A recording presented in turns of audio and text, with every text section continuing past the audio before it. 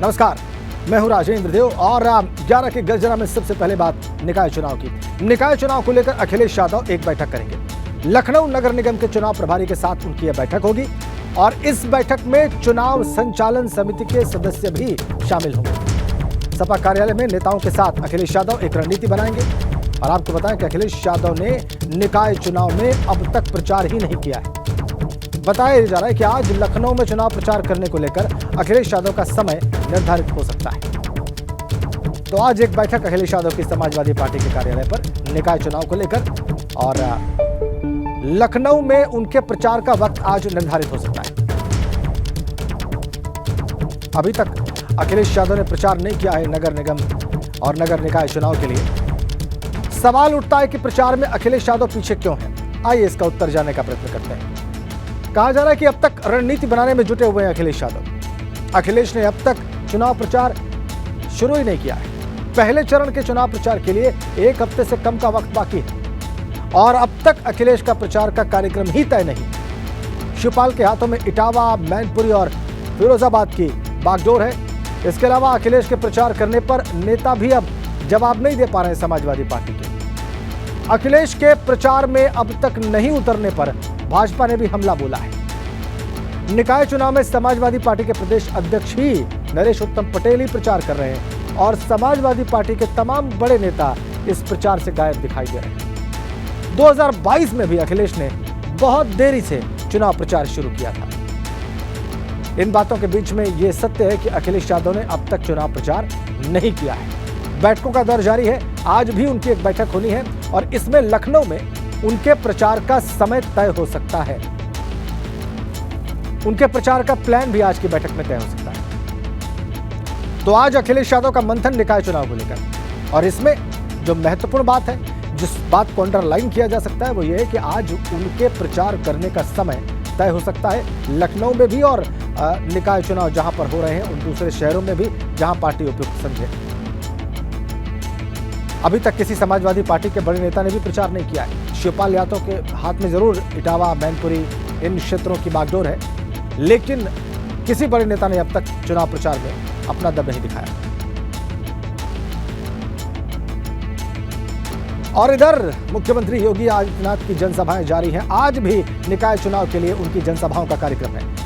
मुख्यमंत्री सीतापुर, लखीमपुर, बलरामपुर और गोरखपुर में रैलियां करेंगे। सबसे पहले मुख्यमंत्री सीतापुर में चुनाव प्रचार करेंगे और सीतापुर के बाद लखीमपुर और बलरामपुर में उनकी जनसभाओं का कार्यक्रम है। बलरामपुर के बाद मुख्यमंत्री योगी गोरखपुर में, जो कि उनका कार्यक्षेत्र रहा है, उनकी कर्मभूमि रही है, वहां पर वो चुनावी रैली करेंगे और गोरखपुर में जनसभा करने के बाद मुख्यमंत्री योगी गोरखनाथ मंदिर भी जाएंगे। सीएम कल यानी 29 अप्रैल को सुबह करीब 10 बजे सरस्वती विद्या मंदिर में व्यापारियों के साथ सम्मेलन करेंगे और इसके बाद कल ही महाराजगंज, कुशीनगर और देवरिया में उनकी जनसभाओं का कार्यक्रम है। इसके बाद वो बनारस के लिए रवाना हो जाएंगे।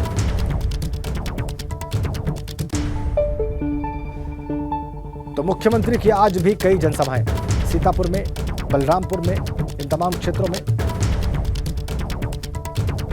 लखीमपुर में उनकी जनसभा है। आज लगातार मुख्यमंत्री जनसभाएं कर रहे हैं। सीतापुर, लखीमपुर, बलरामपुर और गोरखपुर में रैलियां करेंगे वो। कल गोरखपुर में एक सम्मेलन करेंगे। आज गोरखनाथ मंदिर जाएंगे। कल सुबह 10 बजे सरस्वती विद्या मंदिर में व्यापारियों के साथ एक सम्मेलन का कार्यक्रम है। इसके बाद कल ही वो महाराजगंज, कुशीनगर और देवरिया में जनसभाएं करेंगे और उसके बाद वो वाराणसी के लिए रवाना हो जाएंगे। तो लगातार मुख्यमंत्री सक्रिय हैं। पश्चिम में उन्होंने कई जनसभाएं की। कल भी उनकी जनसभाएं थी आगरा में, फिरोजाबाद में, मथुरा में यानी कि ब्रज क्षेत्र में। और आज वो अवध के कई इलाकों में, आज कई शहरों में, कई जिलों में आज जनसभाएं करेंगे। सीतापुर, लखीमपुर, बलरामपुर, गोरखपुर, इन 4 जगहों पर आज मुख्यमंत्री की सभाओं का कार्यक्रम। हम आपको समय बता रहे हैं कि कहां पर कितने बजे आज उनकी सभा है। सुबह 11:30 बजे सीतापुर में है। थोड़ी देर बाद सीतापुर से आज वो अपने अभियान का प्रारंभ करेंगे। उसके बाद दोपहर 1 बजे लखीमपुर में, दोपहर 2 बजे बलरामपुर में और फिर दोपहर 3:30 बजे गोरखपुर में उनकी चुनावी सभा होगी। ये है आज मुख्यमंत्री की जनसभाओं का कार्यक्रम। इससे पहले 25 अप्रैल को सहारनपुर, शामली, अमरोहा में सभा की उन्होंने। 26 को उन्नाव, रायबरेली और कन्नौज में, 27 को मथुरा, आगरा और फिरोजाबाद में और आज 4 जगहों पर उनकी सभाएं, सीतापुर, लखीमपुर, बलरामपुर और गोरखपुर। कल भी देवरिया, महाराजगंज, कुशीनगर जैसे क्षेत्रों में उनकी सभाएं हैं और कल ही वो वहां से वाराणसी के लिए रवाना। तो मुख्यमंत्री एक और लगातार सक्रिय है। इसे प्रचार क्रांति भी कहा जा सकता है मुख्यमंत्री योगी की नगर निकाय चुनाव के लिहाज से। आइए आपको और विस्तार से बताते हैं। 13 दिनों में मुख्यमंत्री योगी की 65 जनसभाओं का कार्यक्रम है। इनमें से कुछ हो चुकी हैं। हर दिन औसतन 5 जनसभाएं करते दिखाई देंगे मुख्यमंत्री योगी आदित्यनाथ। आज सीतापुर, लखीमपुर खीरी, बलरामपुर और गोरखपुर में उनकी रैलियां हैं। इसके अलावा कल मुख्यमंत्री योगी की महाराजगंज, कुशीनगर और देवरिया में रैलियां हैं। वाराणसी और देवरिया में भी कल ही मुख्यमंत्री की रैली है। 30 अप्रैल को कर्नाटक विधानसभा के लिए वो वहां जाकर विधानसभा चुनाव के लिए भारतीय जनता पार्टी के प्रत्याशियों के पक्ष में प्रचार करेंगे और 1 मई को सीएम योगी मुरादाबाद और प्रतापगढ़ में रैलियां करेंगे। 1 मई को ही वाराणसी और जौनपुर में भी रैली करेंगे वो। भाजपा ने सभी नगर निगमों को जीतने का लक्ष्य रखा हुआ है। नगर पालिकाओं और नगर पंचायतों में जीत का बड़ा लक्ष्य है पार्टी के सामने और इसके लिए मुख्यमंत्री खुद फ्रंट फुट पर खेल रहे हैं और लगातार प्रचार कर रहे हैं वो, जैसा कि हमने आपको बताया। और इसीलिए हम इसे मुख्यमंत्री की प्रचार क्रांति का नाम दे रहे हैं।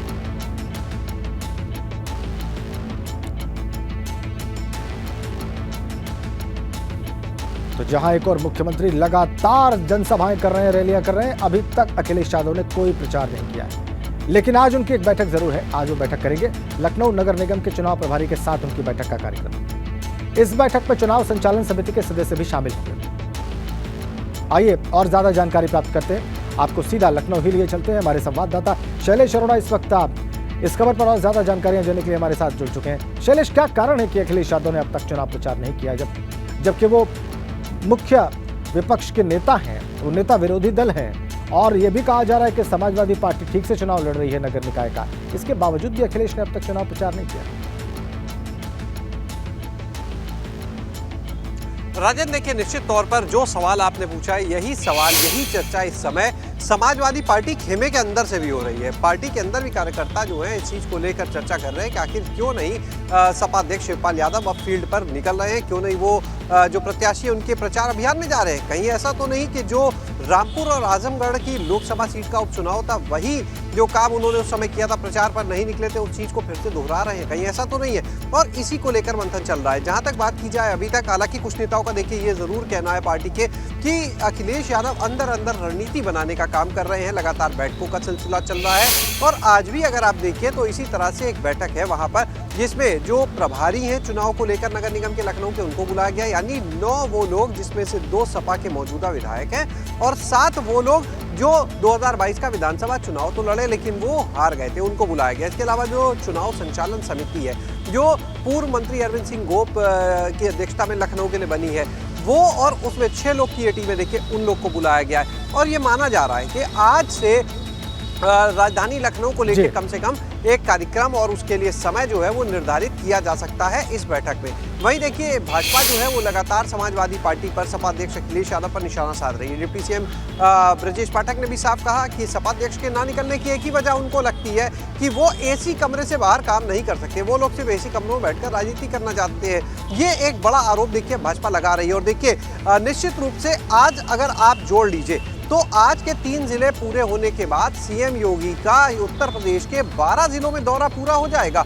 कल तक की जो स्थिति थी, लेकिन 9 जिले कवर कर लिए। 9 जिलों में लखनऊ तो ऐसा जिला है जो राजधानी, यहाँ पर 2 सभाएं उनकी हो जाती है और आज 3 जिले और, जिसमें सीतापुर, लखीमपुर खीरी और बलरामपुर। तो आप देखिए 1 दर्जन जिले प्रदेश के मुख्यमंत्री आज अपने पूरे कर लेंगे दौरे और अभी तक सपा अध्यक्ष अखिलेश यादव का एक भी कार्यक्रम नहीं लगा है। 5 दिन का समय बचा है राजेंद्र, अगर आप देखें जो पहले चरण का चुनाव प्रचार है उसको खत्म होने में, और उन 5 में भी आज के दिन को आप घटा दीजिए क्योंकि आज का कोई कार्यक्रम तो लगा नहीं है फिलहाल अखिलेश यादव का। यानी अब सिर्फ 4 दिन बचे।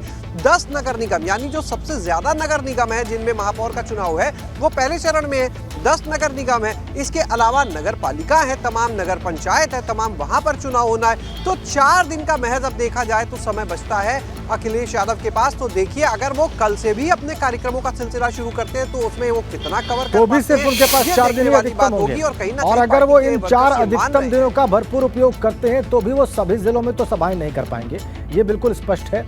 पहले जो चरण में जहां पर चुनाव होने हैं। बहुत धन्यवाद आपका शैलेश इन तमाम जानकारियों के लिए। इधर समाजवादी पार्टी के सांसद शफीकुर रहमान बर्क के बगावती सुर तेज हो गए हैं। वो कह रहे हैं मुझे पार्टी से निकाल दें, मैं डरता नहीं, मुझे कोई परवाह नहीं, मैं डर कर काम नहीं करता। शफीकुर रहमान बर्क का बयान।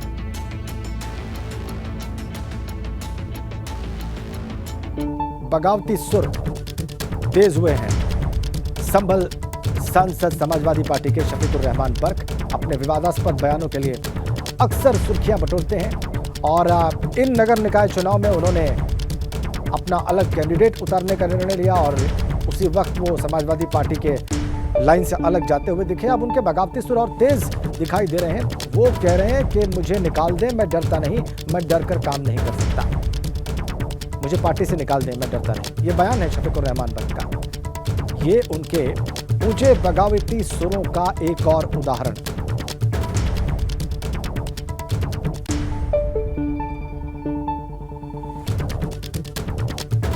क्या चल रहा है उनके जहन में आने वाले लोकसभा चुनाव से पहले, ये देखना होगा। बहुजन समाज पार्टी में वो रह चुके हैं।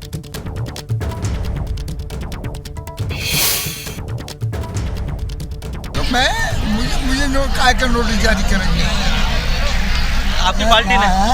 पार्टी से मैं डर के थोड़े कर रहा हूँ।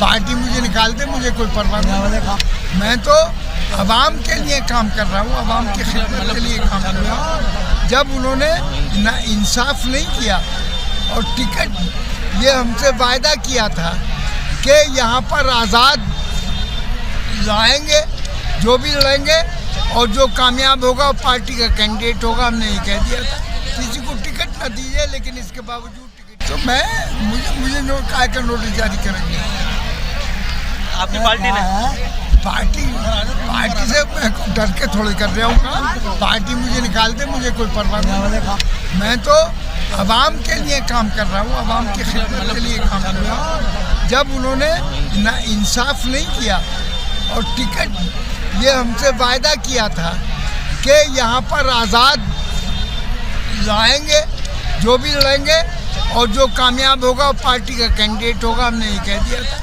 किसी को टिकट न दीजिए, लेकिन इसके बावजूद टिकट तो मुझे काय का नोटिस जारी करेंगे आपकी पार्टी ने?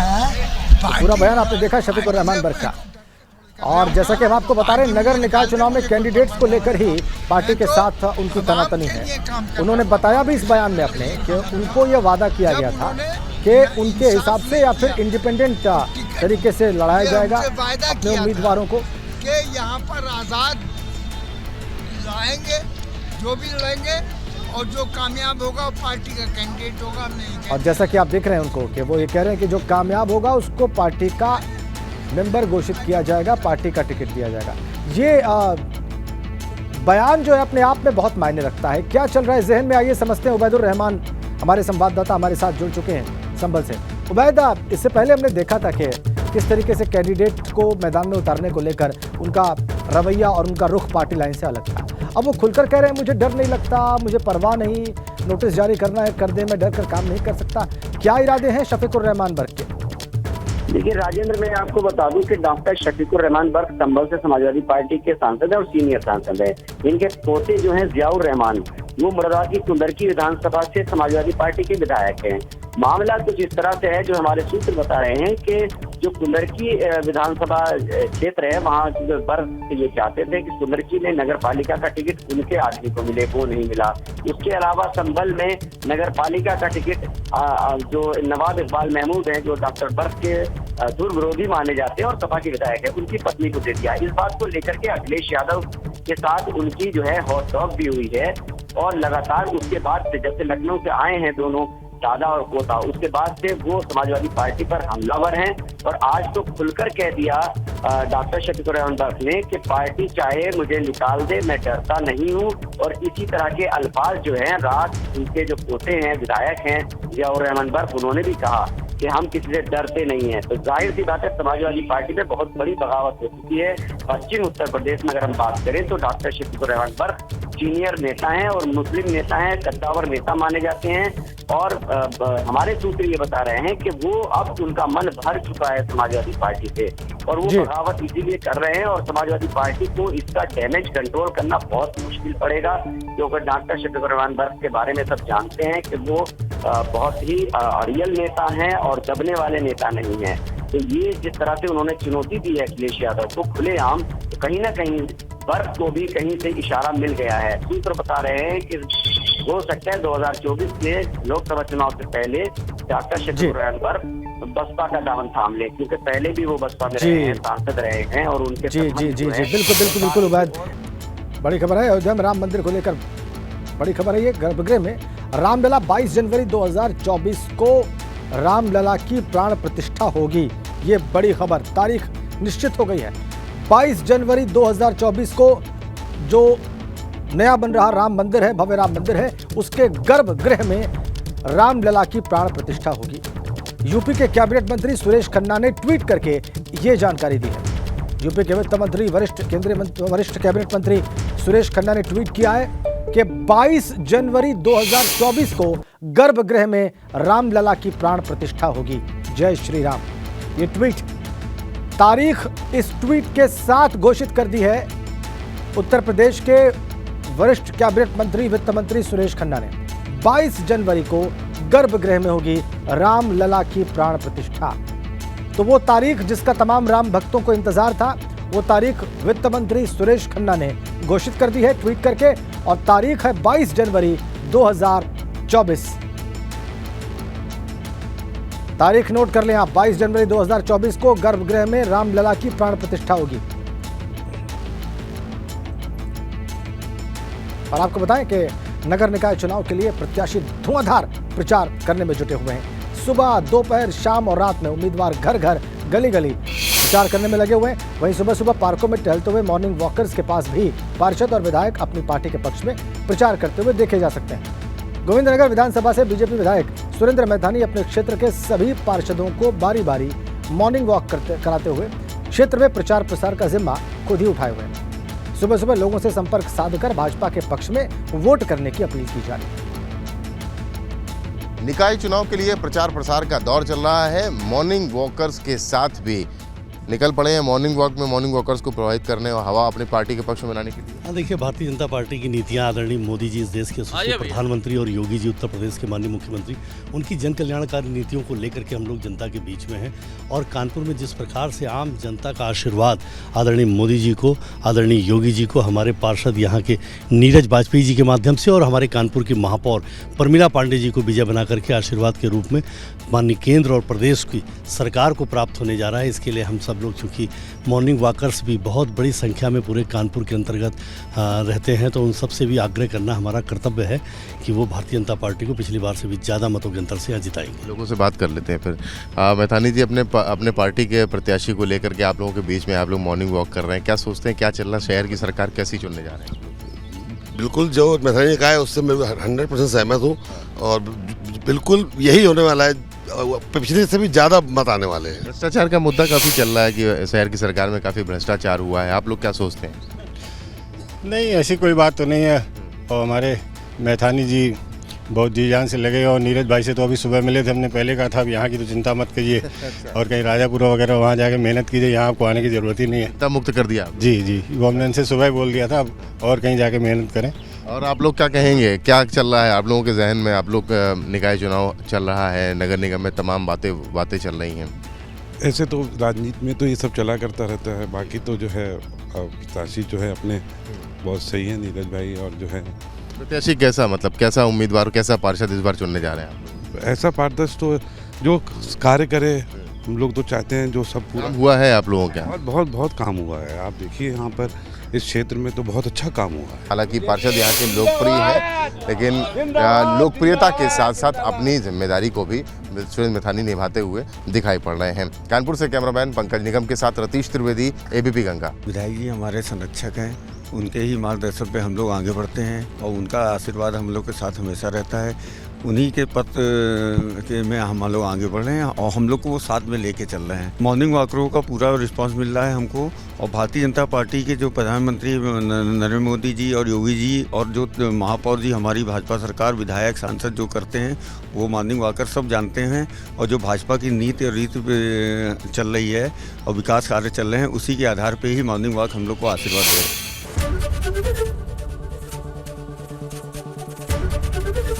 एबीपी गंगा, खबर आपकी, जुबान आपकी।